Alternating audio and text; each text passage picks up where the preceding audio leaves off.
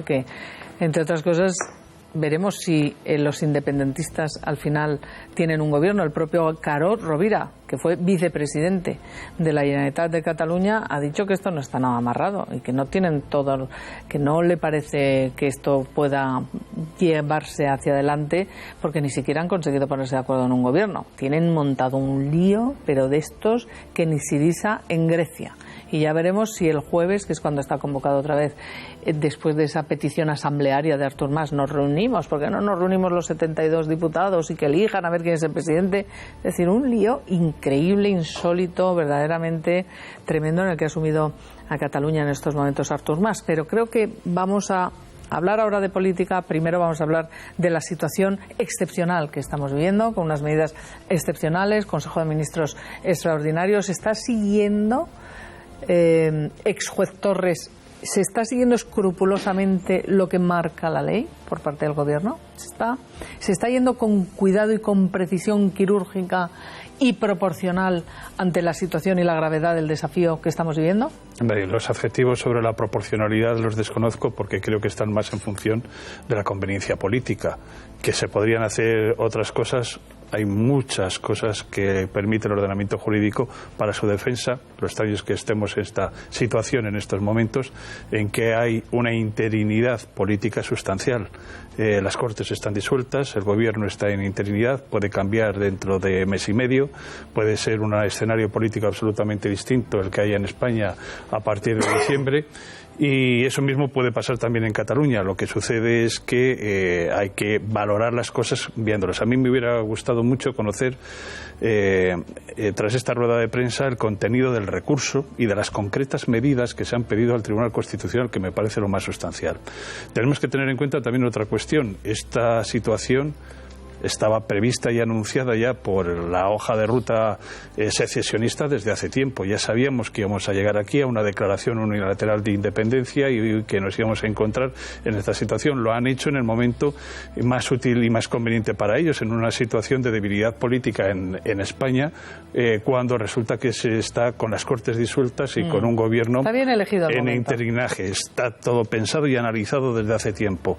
Quizás habría habido necesidad de otras respuestas políticas anteriormente que hubiesen invalidado esta hoja de ruta, pero que se va cumpliendo inexorablemente una detrás de otra en todos sus pasos. Pero fíjese, yo hablaba ayer con un miembro del Consejo de Estado, que evidentemente no voy a revelar quién, pero me decía que es la primera vez, está siendo todo tan excepcional, al margen de disensiones o no, ha sido unánime el acuerdo del Consejo de Estado, que es el máximo órgano consultivo del Gobierno de España, como decía el presidente hace unos minutos. Me decía, es la primera vez que se encuentra el Consejo de Estado con que quienes han cometido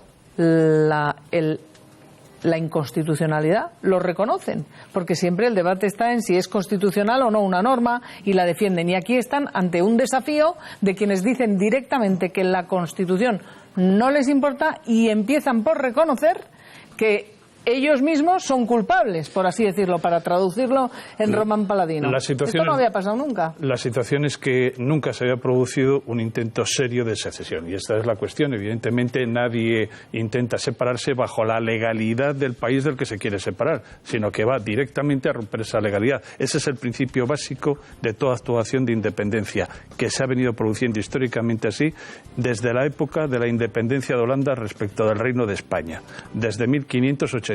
Siempre se ha ido produciendo de esa manera. Nunca se ha producido una secesión de España, y ya llevamos unas cuantas a lo largo de nuestra historia, en las que jamás se ha producido conforme a la legalidad española. Y eso es sabido y conocido. Y precisamente ese aval de la ruptura de la legalidad española es lo que avala internacionalmente las pretensiones catalanas.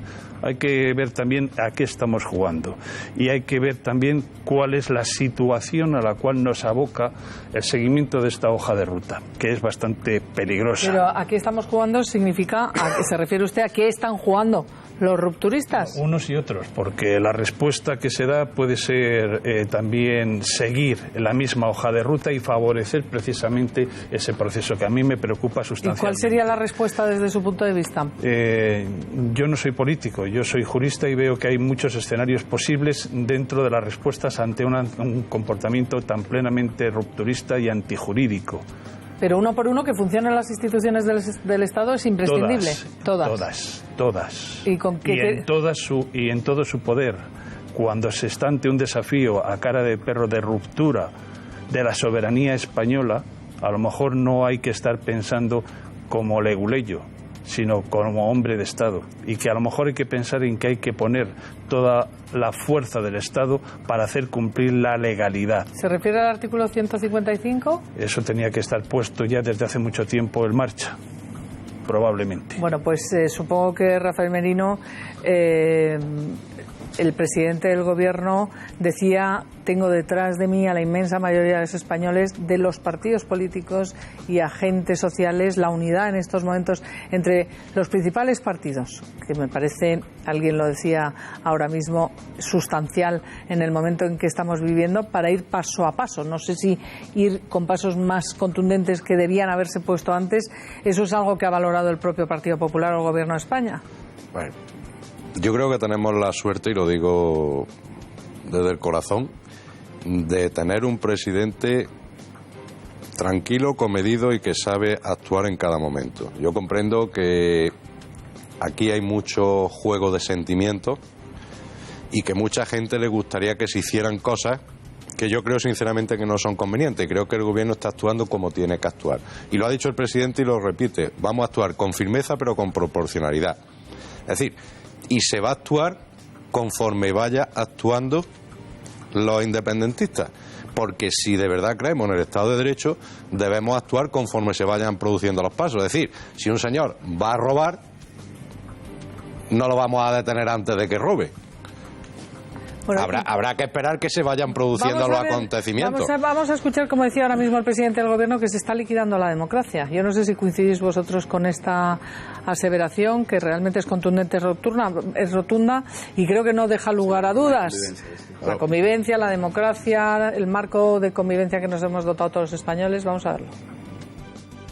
Bueno, si está quebrando la democracia, una resolución que liquida la Constitución española, que hemos aprobado una gran mayoría de españoles, donde se fijan nuestras normas de convivencia, una resolución donde se dice expresamente que no se va a respetar la legalidad vigente, que se va a pasar por encima de esa legalidad vigente, una resolución que dice que lo que diga el Tribunal Constitucional no hay que hacerle caso ni hay que cumplirlo, y una resolución que dice que solamente del Parlamento de Cataluña tiene que obedecer el Gobierno de la Generalitat. ¿Comprende usted que eso es algo absolutamente fuera de lugar? Aquí se está quebrando todo. Se está quebrando todo. Martu, tú eres del Partido Socialista y realmente... Yo creo que estamos plenamente de acuerdo con lo que está defendiendo ahora mismo el Gobierno, la unidad de España, el cumplimiento de las normas que nos hemos dado todos. Además, me parece absolutamente ridículo que con una mayoría exigua que no te permite tu propio estatuto, el que ellos defienden, el que hasta anteayer les parecía fabuloso y estaban ofendidísimos porque no habíamos dejado de desarrollar al 100%, ¿no? Y se habían tocado 3 cosas. Bueno, pues ese estatuto no les da legitimidad, no pueden cambiar el estatuto, en cambio sí pueden independizarse de España, ¿no? No tienen mayoría social, no tienen mayoría suficiente en el Parlamento, pero lo que no tienen tampoco es nada que perder. Y yo sí que estoy de acuerdo en que quizás no deberíamos de haber llegado hasta aquí, ¿no? Que llevamos 4 años viendo que íbamos a llegar hasta aquí y dejando pasar el tiempo. Yo creo y ahora ya pues no nos queda más remedio. Yo creo que estamos todos de acuerdo. Quizás habría que haber actuado mucho antes, por ejemplo, hace un año cuando fue lo de la consulta ilegal. Estamos viendo a Marta Silva, que es la abogada general del Estado, presentando hace menos de una hora ese recurso de inconstitucionalidad del Gobierno de España, en nombre facultado evidentemente por el presidente y el presidente por el Consejo de Ministros, después de ese dictamen del Consejo de Estado. Recurso que ahora os pregunto, Luis, ¿se va a reunir el Tribunal Constitucional? ¿Esperáis una resolución esta tarde? Bueno, se habla de que sí, se habla de que se van a reunir y que se van a suspender y que no, exactamente, y que esos 5 meses que se habla. Pero el admitirlo a trámite paraliza, juez Torres, paraliza automáticamente esta declaración. suspende los efectos de esa declaración, pero estamos hablando de una declaración vocativa de que quieren hacer. Ejecutivamente en sí mismo tiene poco contenido que tenga que ser suspendido. Y después, otra de las cuestiones que son palmarias es que eso anuncia una sucesión de actos que habrá que ver si están o no dentro de la legalidad. Pero cuando el Gobierno pide, por ejemplo, que se comunique expresamente, que se notifique a los 21 cargos, a Artur Mas, a la presidenta del Parlamento, ¿qué significa? ¿Qué quiere decir con eso? Que van a recibir una notificación, se van a dar por enterados, muy cortésmente se dice: me doy por enterado de que esto se va a suspender, y ellos van a seguir haciendo lo que consideren conveniente en esa situación. Claro, espera, vamos a ver, Rafa Merino. Desde mi humildad jurídica discrepo. Es decir, cuando ya se les notifica personalmente a ellos, quiere decir que si la presidenta del Parlamento, el presidente Mas, plantean, como han dicho, la ley de la Seguridad Social o la ley de la Hacienda Pública catalana, eso ya es incumplir la suspensión. Y eso ya acarrea otros delitos donde sí se puede actuar contra ellos. Claro, es que ahí está la clave del tema. Habrá que ver qué es lo que se ha pedido en el recurso. Bueno, es que no lo sabemos, qué es lo que se pide que no hagan. Porque después de pedir que no se haga y que se notifique que queda suspendida esa declaración, habrá que ver cuando presenten esos actos parlamentarios, que son parlamentarios, si están incluidos o no dentro de la prohibición del Tribunal Constitucional. Es decir, que eso se tiene que ver si está afectado o no por esa cuestión. Sin conocer Pero una pregunta... Es algo mucho más que discutible que una resolución suspendida impida a un Parlamento el debatir leyes, mociones o lo que tenga por conveniente dentro del ejercicio de sus funciones. Y nos lo ha dicho el señor presidente. Pero y habrá que ver dentro de la legalidad. Por supuesto. Claro. ¿Y quién va a decidir si es legal o no?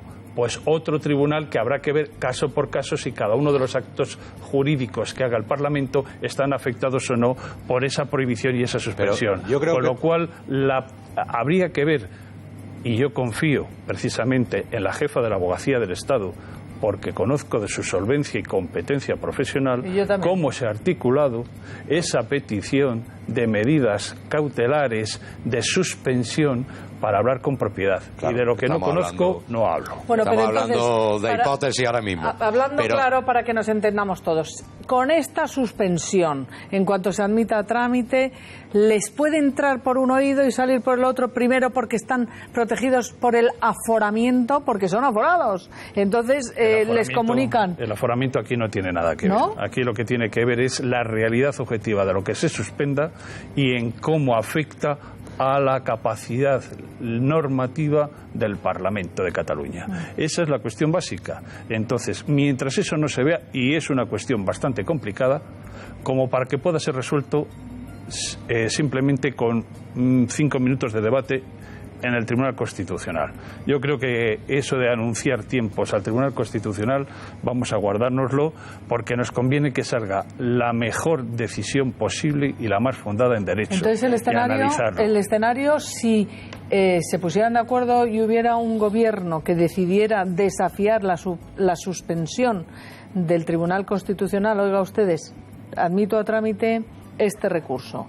Su declaración con esta hoja de ruta queda suspendida. Si el Gobierno se formara en la Generalitat de Cataluña e iniciara su hoja de ruta desoyendo la suspensión del Tribunal Constitucional, ¿significa que esto tardaríamos en ver las consecuencias? Para cumplir lo que se dice en la declaración que se pide que sea suspendida, no se necesita ningún Gobierno de la Generalitat. No se necesita. Porque basta que un grupo parlamentario con votos suficientes presente un proyecto de norma en el Parlamento para que eso se decida. No necesita el impulso del Gobierno de la Generalitat. Eso es así, es decir, eso es muy relativo. Es decir, en nuestro sistema jurídico es el que es. Y hay una posibilidad tan inmensa de acciones por parte de los que son tendentes a la separación de España, a la ruptura de la unidad de España, como de lo que es de la afirmación de la misma. Entonces, quizás tengamos que pensar en que haya que pensar en otros escenarios y en otras reacciones que se tengan que ir planteando ya sucesivamente. ¿Como cuáles? Pero ¿como cuáles? A ver qué...